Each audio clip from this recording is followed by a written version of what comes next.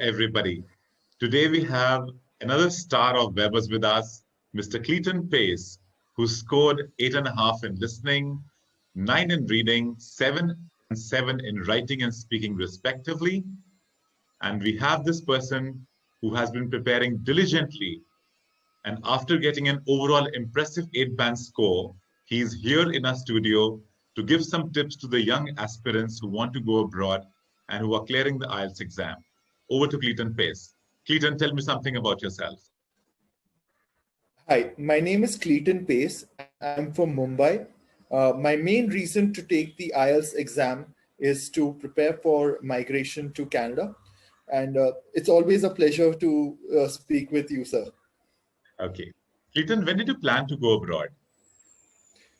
My initial plan was as soon as I started working, as I find Canada has a better standard of living and work-life balance. So that was my main reason. And that happened about 2 years ago when I graduated. So did you think that you would be taking the IELTS exam ever in your life? I actually have a previous IELTS experience, and to travel to English-speaking countries, especially those connected to the United Kingdom, I know that IELTS is one of the main English exams that need to be taken. What was your previous band score?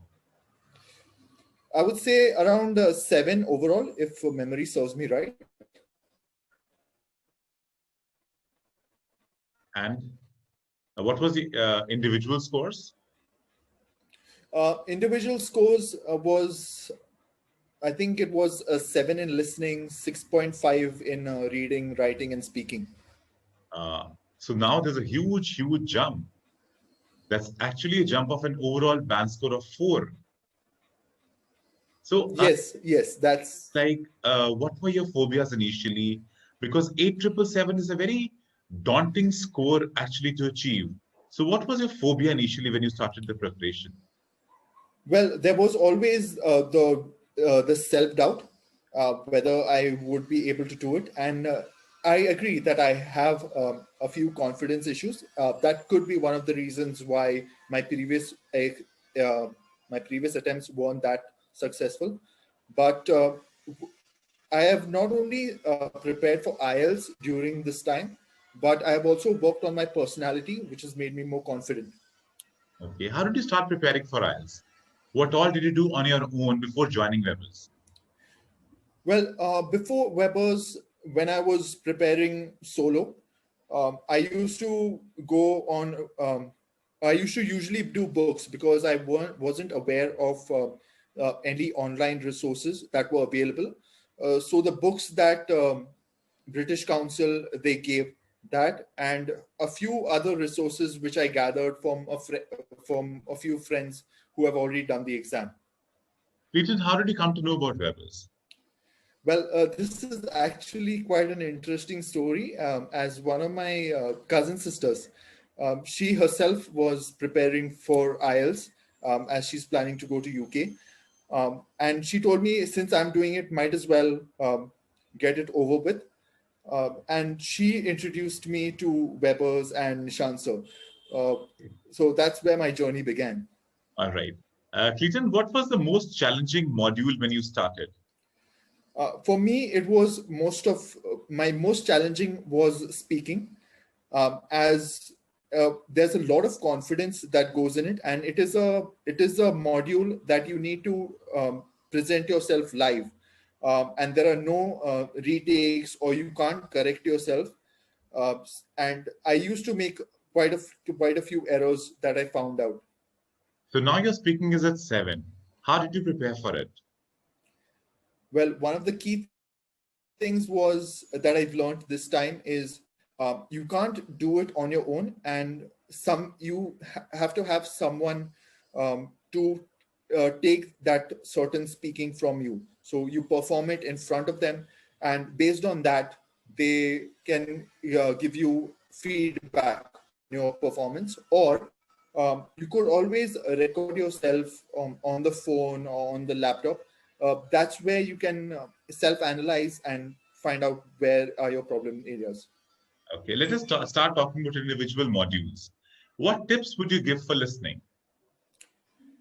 For listening, I would say first prepare on all Cambridge books, because they are the most uh, the material is more suitable for the IELTS exam itself.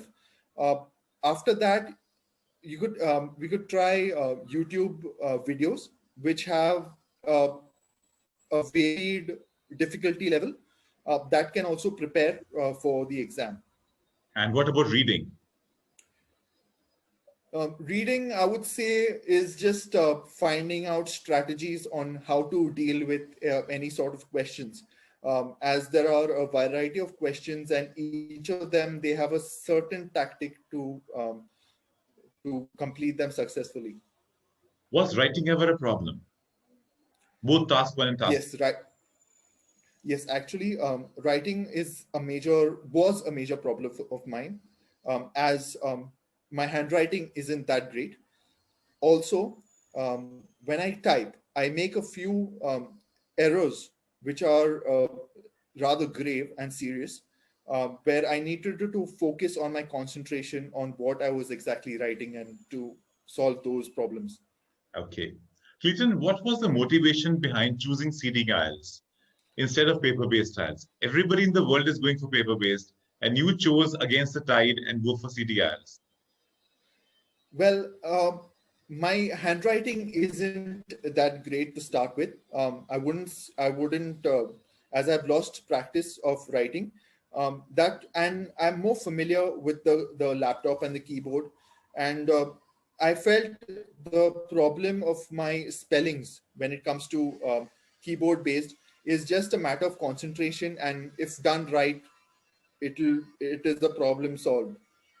Okay, tell us something about your speaking real exam. How did it go? Well,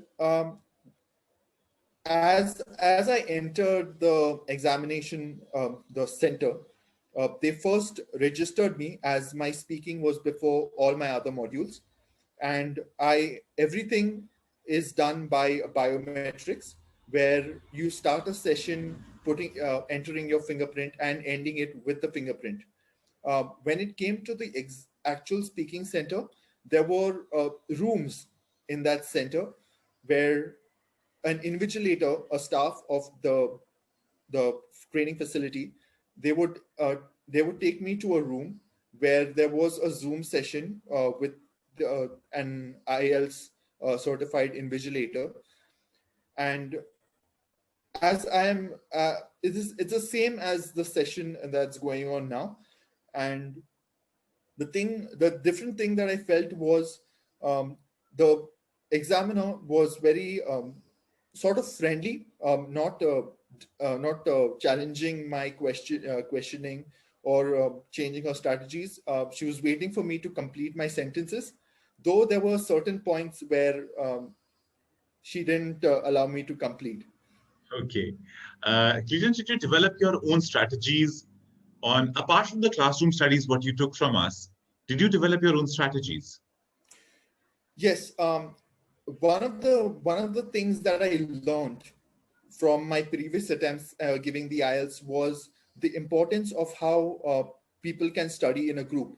So I have a group of a few of us who live close by, and every day we made it a point in the night to at least have one speaking each. That helped us improve our speaking, as we won't only get one person's point of view, but also the other two who were just spectating the speaking session that was going on. Also, in that time, we bought reading queries, or even the writings. We used to discuss on how to tackle which essay and how to go about it. Right. So your spreadsheet is there, which has been talked about a lot in entire Webberz. Mr. Cleaton has made a spreadsheet. What kind of a thing is that? Actually, ever since I came to know about Microsoft Excel, I've always been crazy about it. And there are many things that I have already done, especially when it comes to these cricket tournaments. or these World Cup tournaments where teams are divided into groups. That's where it initially began. And I thought might as well keep a record for my IELTS score as well. I would like to share this with your permission, sir. I'd love to. I'd love to. Please share it.